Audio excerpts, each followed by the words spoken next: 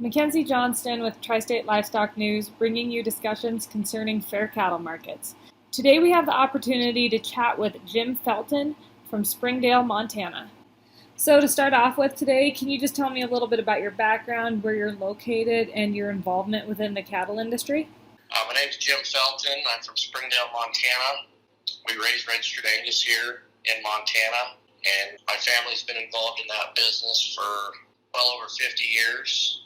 We have a ranch in Springdale, Montana, and we also have a ranch in Ashland, Montana. The bull sale is located here in Springdale at our Springdale Ranch. So on top of selling bulls, we also have a branded beef program that we sell cuts of beef through internet-based sales. Been doing that for a couple, 3 years. So, Jim, what do you feel are the major issues standing in the way of fair cattle markets today? Probably the biggest thing is the packers.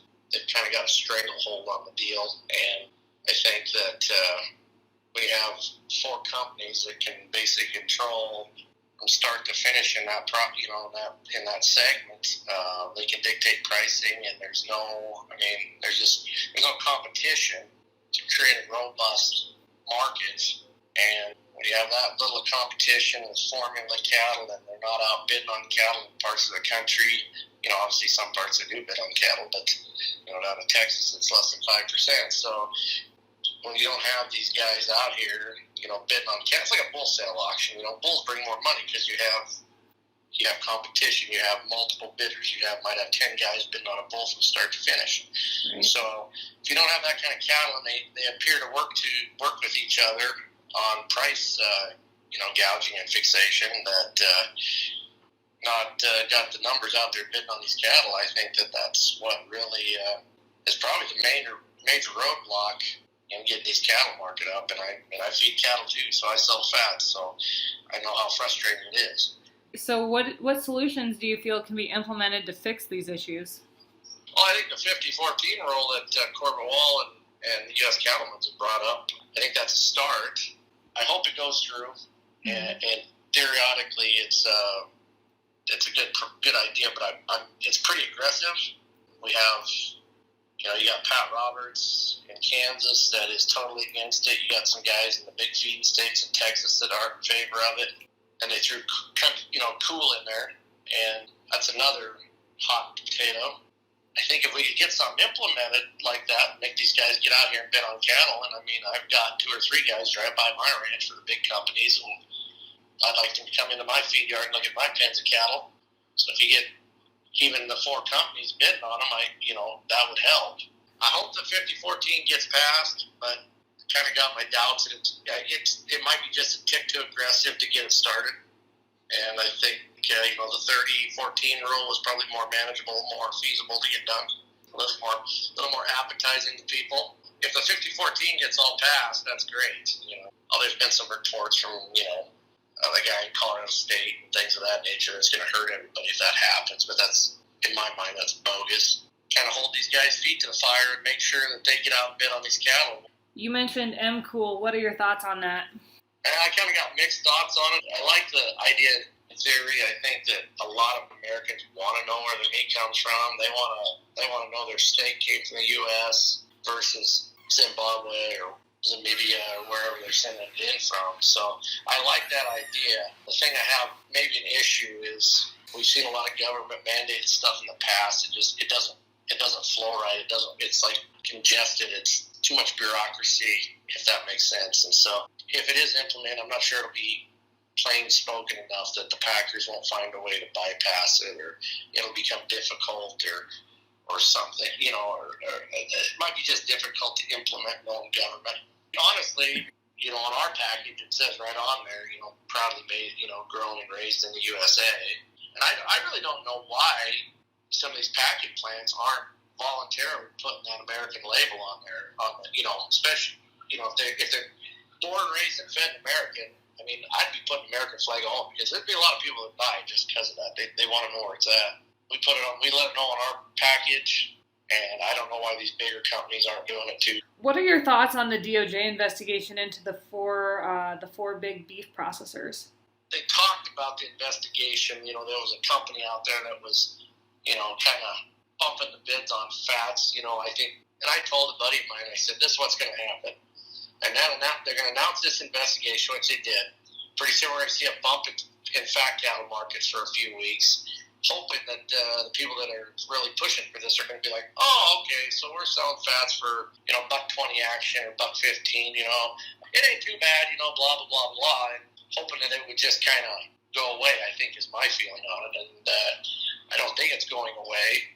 It would be nice if something comes out of it. It wasn't too many years ago, JBS got penalized for not paying on the right weight, I believe was the issue. Yeah. And what they slap them with, a $50,000 fine, and they probably basically underpaid how many hundreds of thousands or millions of dollars worth of beef. So if you're going to investigate and say, yeah, you guys did screw up. You guys screwed over the American cattlemen, the feedlot guys, all the way through. Everybody got penalized because of you guys, and you're only going to give them a $150,000 fine each company. I mean, what do they make that? 10 minutes into the shift? If we want to get serious and really fine them and say, hey, maybe even some execs have to do a little time. I think we're seeing that in some of that, I think it was a Bumblebee Tuna or something like that. I think his head's rolling a little bit, and, if they do that to a few guys, I think their game may be up, and they'll be like, well, we better play by the rules a little bit, and picking up the phone during an emergency and saying, let's do this, let's do that. I think that'll probably go away, and they'll want to play a little straighter. But if you just kind of give them a slap on the hand, I don't think it's going to change anything. About a month ago, President Trump made the statement he wants to terminate trade deals where we import cattle into the United States. What are your thoughts on imports of beef and cattle into the United States? I'm not the biggest expert in this field, but it seems to me the biggest question is, can we supply enough grinder cattle? Do we have enough Holsteins or what have you? Do we have enough of that in the country to just quit bringing in some cattle from Canada? I'm all for banning cattle in some of these other countries where they don't have to play by the rules. You don't know what they're giving them. The standards are the same. Like Canada, they pretty much are like us. They might even have stricter rules somewhat.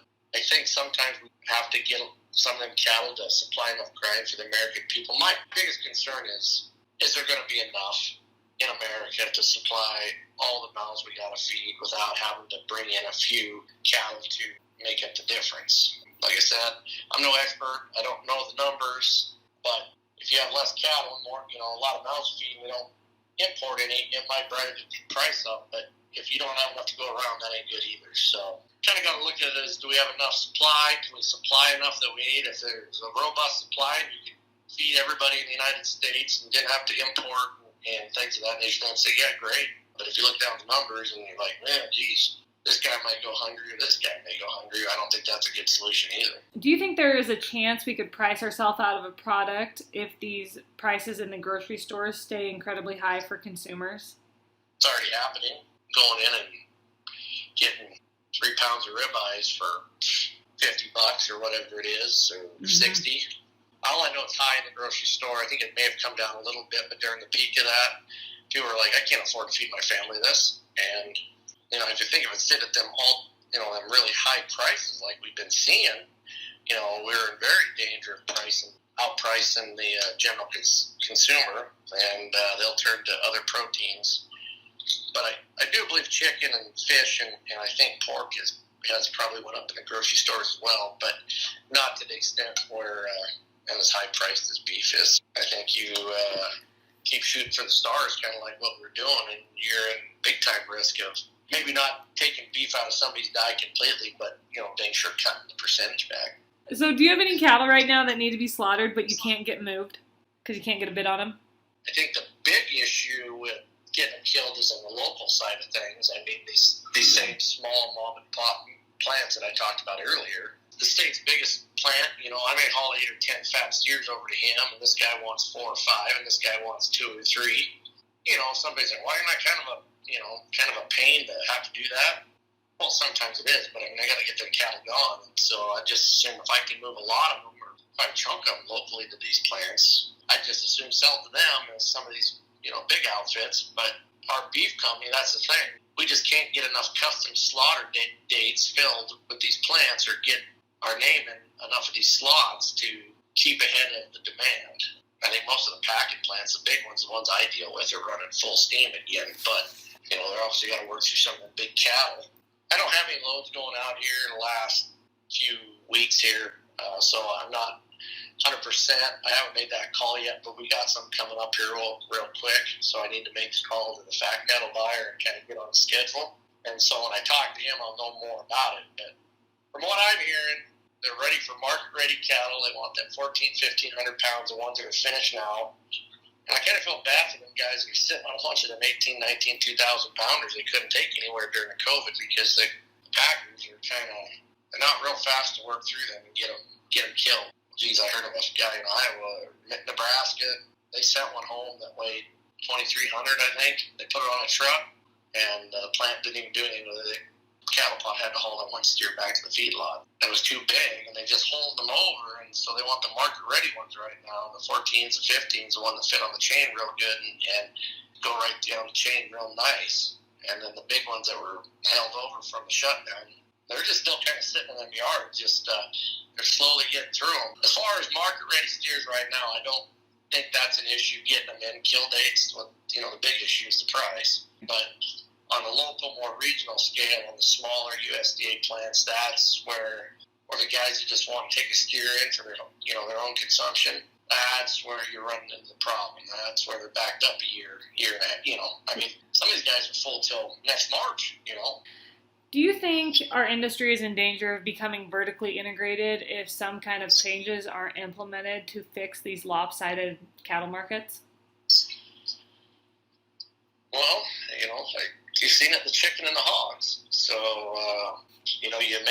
you beat some guy up enough, where he can't make a living or can't do it no more. And so you get some feedlot guys that are losing their tail, cattle feeders losing their tail on them cattle that pretty soon they quit feeding cattle, the feedlot shuts down, and, eventually you shut down enough of them guys, the packer ain't going to shut down, so he's going to find cattle, so he's going to own them himself.